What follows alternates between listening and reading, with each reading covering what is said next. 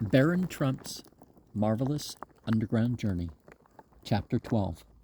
The sad, sad tale of the sorrowing princess with a speck in her heart, and what all happened when she had ended it, which the reader must read for himself if he would know. Little Baron and dear Lord Bulger, began the crystal-eyed demoiselle, after she had eased her soul of its load of woe by 3 long and deep, deep sighs.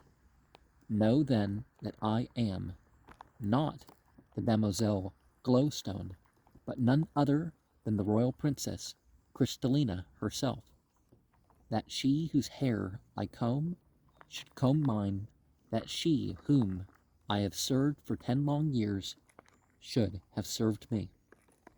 And to think, O princess, I burst out joyfully, that my beloved Bulger should have been first to discover that she who was seated on the steps of the crystal throne was not entitled to the seat. To think that his subtle intellect should have been the first to scent out the wrong that had been done thee, his keen eye the first to go to the bottom of truth's well. But, fair princess, I am bursting with impatience to know how thou thyself didst ever discover the wrong that has been done thee. That thou shalt speedily know, little baron, answered Crystallina, and that thou mayest know all that I know, all begin at the very beginning. The day I was born there was great rejoicing in the land of the Micamenkes, and the people gathered in front of the royal palace, and laughed and cried by turns. So happy were they to think they were to be governed by another princess after Queen Galaxa's heart should run down for many years ago. A bad king had made them very unhappy, and they had hoped and prayed that no more such would come to reign over them. And pretty soon one of them began to tell the others what he thought the little princess would be like. She will be the fairest that ever sat upon the crystal throne. Her hands and feet will be like pearls tipped with coral, her hair whiter than the river's foam, and from her beautiful eyes will burst the radiance of her pure soul, and her heart, oh, her heart will be like a little lump of frozen water, so clear and so transparent will it be, so like a bit of purest crystal, bright and flawless as a diamond of the first water, and therefore let her be called the Princess Crystallina, or the Maid with the Crystal Heart. Forthwith the cry went up, "Ay, let her be called Crystallina, or the Maid with the Crystal Heart." And Queen Galaxa heard the cry of her people, and sent them word that it should be as they wished, that I should be the Princess Crystallina. But ah me, that I should have lived to tell it.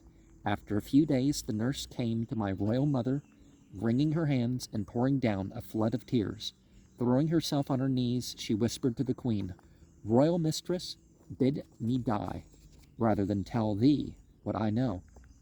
Being ordered to speak, the nurse informed Queen Galaxa that she had that day, for the first time, held me up to the light, and had discovered that there was a speck in my heart.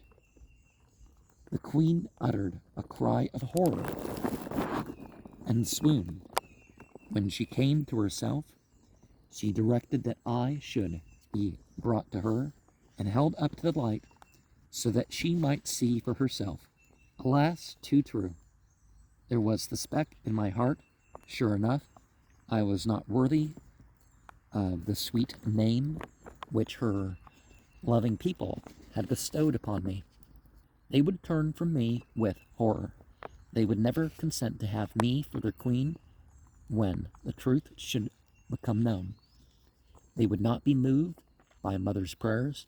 They would turn a deaf ear to every one who should be bold enough to advise them to accept a princess with a speck in her heart.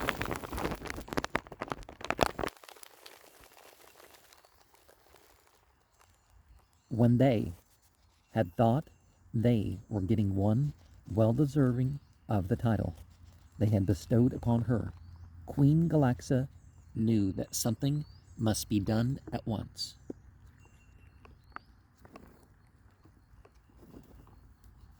That it would be time and labor lost to attempt to reason with the disappointed people, so she set to work thinking up some way out of her trouble.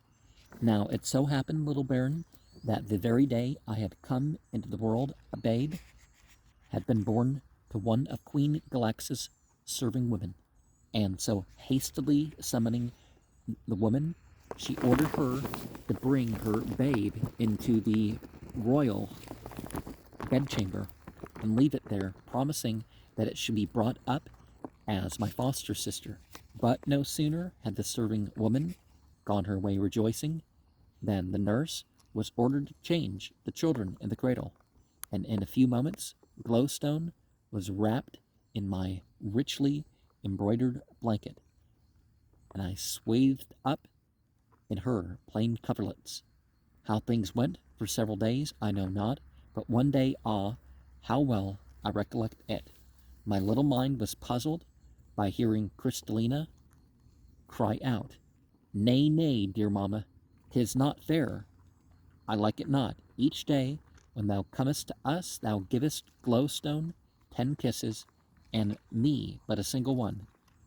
Then would Queen Galaxis smile, a sad smile, and bestow some bauble upon Crystalina to coax her back to contentment again.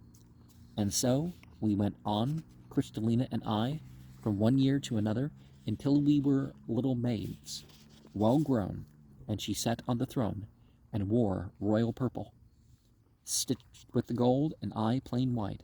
But still most of the kisses fell to my share, and I marveled not a little at it, but dared not ask why it was. However, once when I was alone with Queen Galaxa, seated on my cushion in the corner, plying my needle and thinking of the sail we were to have on the river that day, suddenly I was startled to see the queen throw herself on her knees in front of me, and to feel her clasp me in her arms and cover my face and head with tears and kisses as she sobbed and moaned, "Oh, my babe, my lost babe, my blessing and my joy, wilt never, never, never come back to me. Art gone forever. Must I give thee up? Oh, must I?" "Nay, royal lady," I stammered, in my more than wonder at her words and actions. "Thou art in a dream. Awake and see clearly. I am not Crystalina. I am Glowstone, thy foster child. I'll hie me straight and bring my royal sister to thee." But she would not let me loose, and for all answer showered more kisses on me till I was well nigh smothered. So tight she held me, pressed against her bosom, while around and over me her long thick tresses fell like a woven mantle. And then she told me all that I have told thee, little baron, and charged me never to impart it unto any soul in Goggle Land. And I made a solemn promise unto her that I never would. "And thou hast kept thy word like a true princess, as thou art," said I cheerfully, "for I am not of thy world, fair Crystalina.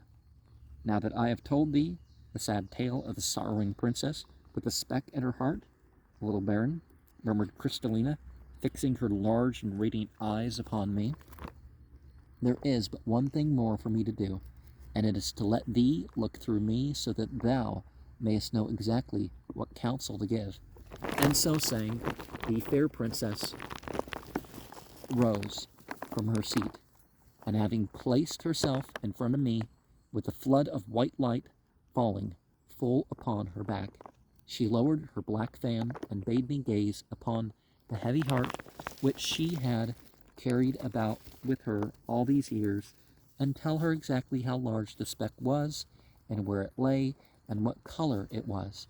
I was overjoyed to get an opportunity at last to look through one of the Micamenkes, and my own heart bounded with satisfaction as I looked and looked upon that mysterious little thing, nay, rather a tiny being, living, breathing, palpitating within her breast, now slow and measured as she dwelt in thought upon her sad fate, now beating faster and faster as the hope bubbled up in her mind that possibly I might be able to counsel her so wisely that an end would come to all her sorrow. "Well, wise little baron," she murmured anxiously, "what seest thou? Is it very large? In what part is it? Is it black as night, or some color less fatal?" "Take courage, fair princess," said I. "It is very small, and lies just beneath the bow on the left side. Nor is it black, but reddish, rather, as if a single drop of blood from the veins of thy far distant ancestors had outlived them these thousands of years, and hardened there to tell whence thy people came." The princess wept tears of joy upon hearing these comforting words. "If it had been black," she whispered, "I would have lain me down in this bed of violets and never risen more till my people had come to bear me to my grave in the silent burial chamber, unvisited by the river of light." At this sad outbreak, Bulger whined piteously and licked the princess's hands as he looked up at her with his dark eyes radiant with sympathy. She was greatly cheered by this message of comfort, and it moved me too by its heartiness. "List, fair princess," said I gravely, "I own the task is not a light one, but hope for the best. I would that we had more time, but as thou knowest, Queen Galax's heart will soon run down. Therefore must we act with dispatch as well as wisdom. But first of all must I speak with the Queen and gain her consent to act for thee in this matter, that I fear me she will never grant," moaned Crystalina. "However, thou art so much wiser than I. Do as best seems to thee. The next thing to be done, fair princess," I added solemnly, "is to show thy heart boldly and fearlessly to thy people." "Nay, little baron," she exclaimed, rising to her feet, "that may not be, that may not be. For know that our law doth make it treason itself for one of our people to look through a person of royal blood." Oh no, little baron, that may never be." "Stay, sweet princess," I urged in gentlest tones, "not so fast. Thou dost not know what I mean by showing thy heart boldly to thy people. Never fear, I will not break the law of the land, and yet they shall look upon the speck within thy heart, and see how small it is, and hear what I have to say about it, and thou shalt not even be visible to them." "O little baron," murmured Crystalina, "if this may only be, I feel they will forgive me. Thou art so wise, and thy words carry such strong hope to my poor heavy heart that I almost—" "Nay, fair princess," I interrupted, "hope for the best, no more. I am not wise enough to read the future, and from what I know of thy people, they seem but little different from mine own. Perchance I may be able to sway them toward my views, and make them cry, 'Long live Princess Crystalina!' But I can only promise thee to do my best. Take thee now to the palace, and scorn not for yet a day or so to take up the golden comb and play the Damoiselle Glowstone in all humility."